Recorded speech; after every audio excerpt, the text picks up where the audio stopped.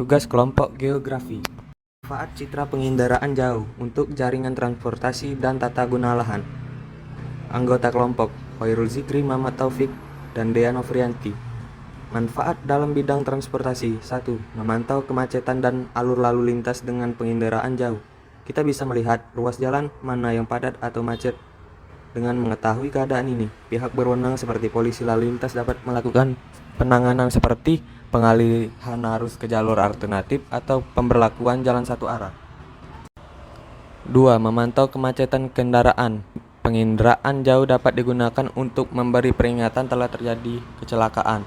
Dengan peringatan ini bisa dikirim petugas penolong pertama seperti ambulans. 3. Memantau tindakan kejahatan. Penginderaan jauh dapat memberi informasi akan adanya kejahatan dengan gambar yang terekam padat, pula dilihat ciri-ciri pelaku yang dapat digunakan untuk menangkapnya. 4. Memantau adanya bencana alam. Bencana alam seperti banjir, longsor, atau angin kencang dapat dipantau lewat satelit atau kamera jalan. Bermanfaat, kami akan membantu petugas untuk menghilangkan kendaraan, baik darat, laut, maupun udara, dari wilayah bencana.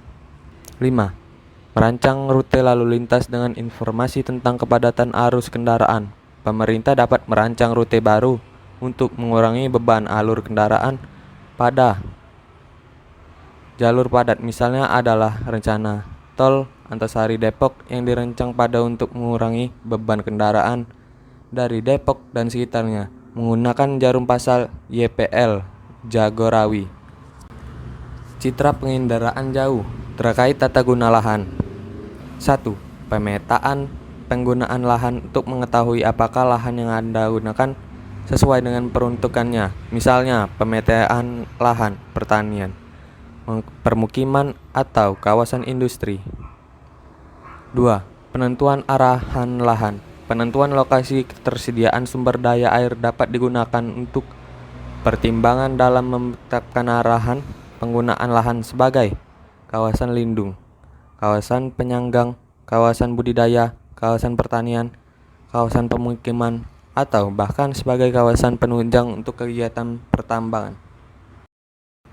3. Kajian lahan pertanian dan perkebunan. Kajian untuk penentuan area yang tepat untuk pembukaan lahan pertanian dan lahan perkebunan harus memperhatikan beberapa faktor, seperti antara lain kemiringan lereng, kondisi tanah, kondisi lingkungan sekitar, ketersediaan sumber daya air, dan kondisi iklim.